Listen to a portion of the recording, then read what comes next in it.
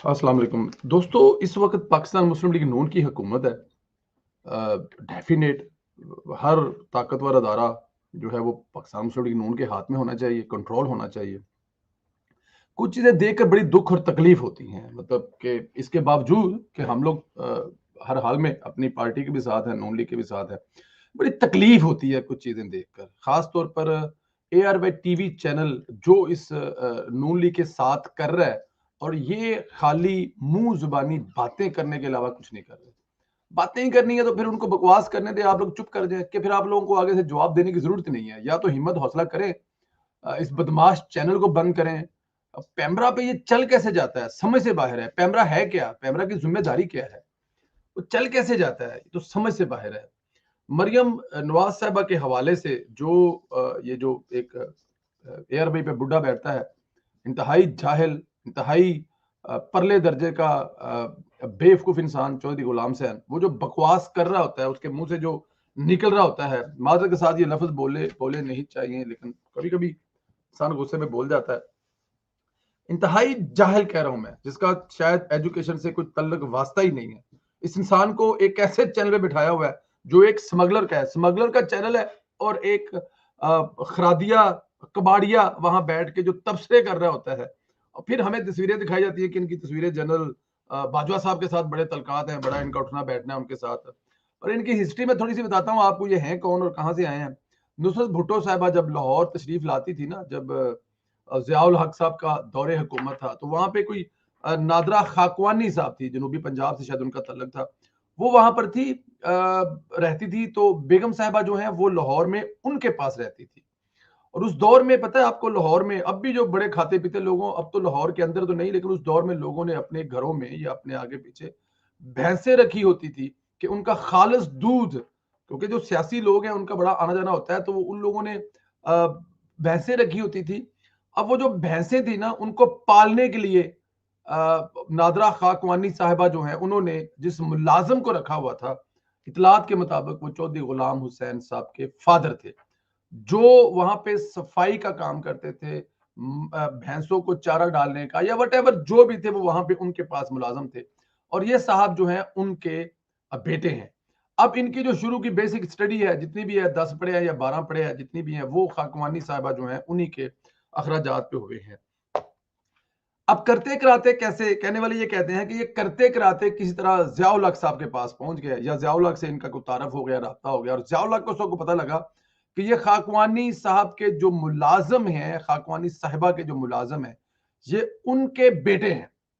तो अब रहते भी वहां पे हैं, खबरें भी वहां पे निकलती हैं। तो ज़ियाद साहब को उस वक्त बहुत जरूरी खबरें चाहिए होती थी, जो कि जाहिर है भुट्टो साहब और उनकी जो फैमिली के बारे में, नुसरत भुट्टो उस वक्त एक्टिव होती थी बड़ी सियासत में, तो उनके बारे में जो खबरें चाहिए होती थी, तो उन्होंने फिर ये तरीका ढूंढा कि उन्होंने गुलाम हुसैन के से वो खबरें लिया करते थे। वो कहते थे कि सोने से पहले, इंटेलिजेंस तो उनकी अपनी भी बहुत तगड़ी ज़ियाउल हक साहब की होगी, लेकिन सोने से पहले ये एक फोन कॉल जो है गुलाम हुसैन को किया करते थे, जो सारे दिन की खबरें वहां पर पीपल्स पार्टी के जो भी करते धरते आते थे या जो भी चीजें होती थी, वो सारी की सारी खबरें रात को चौधरी गुलाम हुसैन साहब सरकारी तौर पर ज़ियाउल हक साहब को दिया करते थे।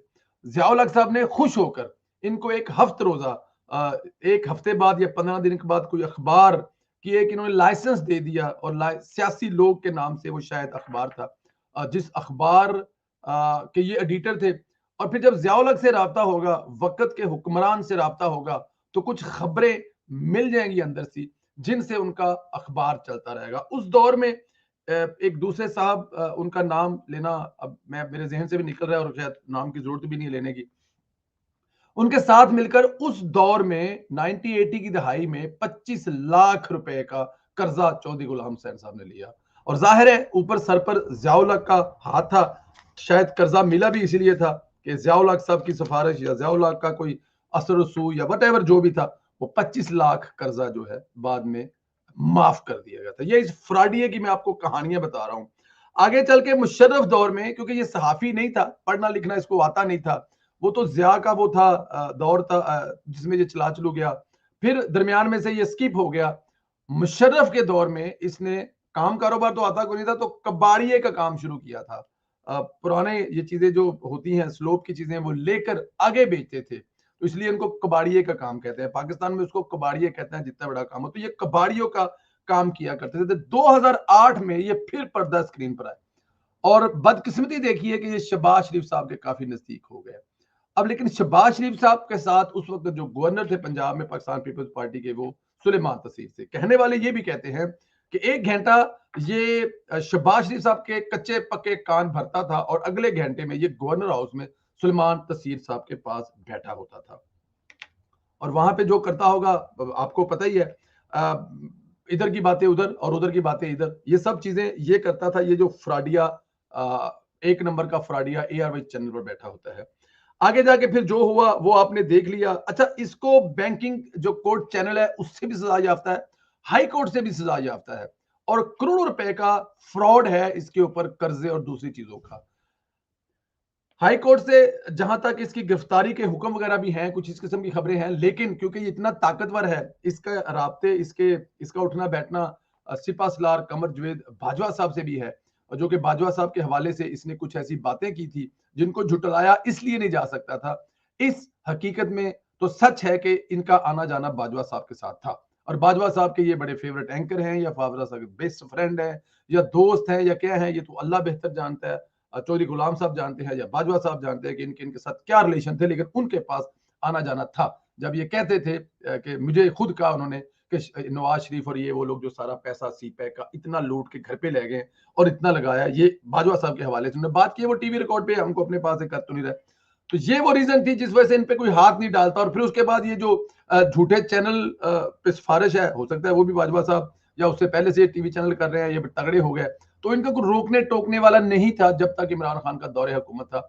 ये टीवी पर बैठ के जो भी बकवास करती थी लोगों को सुननी पड़ती थी, क्योंकि यूथिये चाहते भी वही बकवास सुनना थे। लेकिन सवाल ये पैदा होता है कि मरियम नवाज साहबा के हवाले से अभी जो ऑडियो है मैं सुना नहीं सकता, ना मैं सुनाऊंगा, लेकिन ARB पे चली हुई, आप लोगों ने शायद सुन भी लियो, लेकिन मेरा जमीर नहीं इजाजत देता कि मैं वो ऑडियो या वीडियो यहाँ पे चलाऊं, जिसमें वो कह रहे हैं कि मरियम नवाज साहबा छुपा कर मोबाइल ले जाती थी, क्योंकि वो औरत थी और उनकी कोई तलाशी नहीं लेता था, इसलिए वो मोबाइल छुपा के ले जाती थी।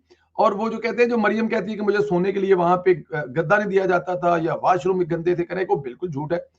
बेड था। कहते हैं कि वो जो पुलिस वाले को उन्होंने कहा जी कि जब पुलिस वालों को पता कैसे चला पा नैब वालों के कि मरियम नवाज टेलीफोन पे बातें कर रही है, मरियम नवाज वो फोन लेके गई और उससे वो बातें बाहर करती थी, तो किसी ऐसे नंबर पे मरियम नवाज ने कॉल कर दी जो ऑलरेडी एजेंसी की नजर में था। तो वो परेशान हो गए कि ये मरियम नवाज तो जेल में, उधर नैब की स्टडी में, ये फोन कहां से कर रही है। तो फिर उन लोगों ने घोड़े दौड़ाए और घोड़े दौड़ाकर उन लोगों ने जब आए और मरियम नवाज के रूम में पुलिस वाली आई, कहते हैं जी पुलिस वालियां आई हैं, पुलिस वाले नहीं आए, तो उन्होंने तलाशी लेने की या तो मरियम नवाज ने आगे से काफी ज्यादा सख्त जुबान इस्तेमाल की। अब बेड के ऊपर टांगे रखकर बैठ गई नीचे करके और तकिए के नीचे मोबाइल, इस तरह की बकवास वो कर रहे हैं। अब देखना यह है कि इस वक्त पाकिस्तान मुस्लिम लीग नून की हुकूमत है। किसी की बेटी के बारे में इस तरह की बकवास करना जेब देता है टीवी चैनल ARB पर बैठकर, और गुलाम हुसैन साहब को तो बहुत ही सूट करता है। लेकिन अब कौन करवा रहा है ये सब कुछ, अब उनसे कौन बुलवा रहा है, अब इस टीवी चैनल को चलने कौन दे रहा है, जो आपकी पंजाब की बेटी, पंजाब की शान मरियम नवाज साहबा के बारे में, मरियम नवाज के हजारों की तादाद, लाखों की तादाद में जो भाई हैं वो क्या सो रहे हैं, हुकूमत सो रही है, हुकूमत को कोई फर्क नहीं पड़ता कि क्या हो रहा है, मरियम नवाज के खिलाफ कौन कितनी बकवास कर रहा है, पाकिस्तान के किसी हुकूमती इदारे को कोई असर नहीं पड़ेगा, पढ़ नहीं रहा ना, क्योंकि हमने एक तहिया कर लिया हुआ है। हमारे मुंह पे कोई एक चपेट मारेगा तो हमने 10 चपेटें खानी है। PMLN भी हुकूमत में आप, वो चोरी गुलाम हुसैन जो बकवास कर रहा है वहां पे बैठ के टीवी चैनल पे, उसका कोई तोड़ होगा, कोई जवाब होगा, उससे कोई पूछने वाला होगा, कोई पैमरा होगा, पैमरा के भी ऊपर होगा। ये पाकिस्तान की हुकूमत है, ये पब्लिक रिपाना पब्लिक बैंक कंट्री तो नहीं है जहां पे आप कुछ भी किसी को गालियां निकालने की बोले ना, और फिर वो भी एक औरत को, फिर वो भी साबिक वजीर आजम मियां मोहम्मद नवाज शरीफ की प्यारी बेटी और मेरी और आपकी लीडर मरियम नवाज साहबा को।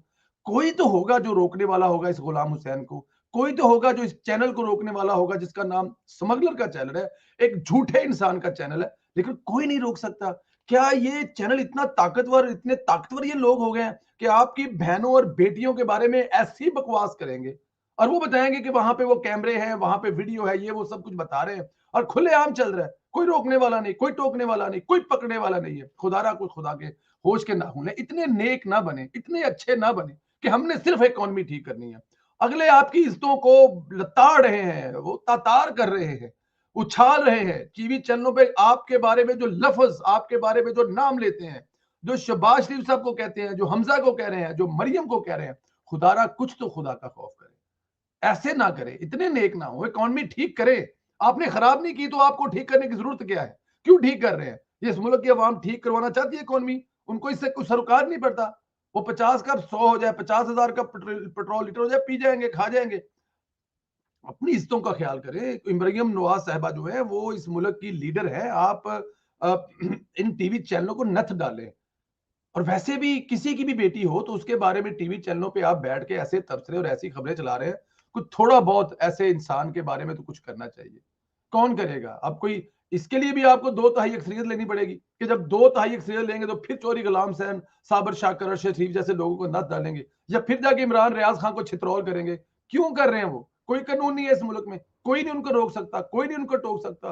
कुछ ना कुछ तो होगा, कोई ना कोई कानून तो होगा, कोई तो वजीर होगा, कोई तो रोकने वाला होगा, कोई तो टोकने वाला होगा। खुदारा इसके बारे में कुछ करे।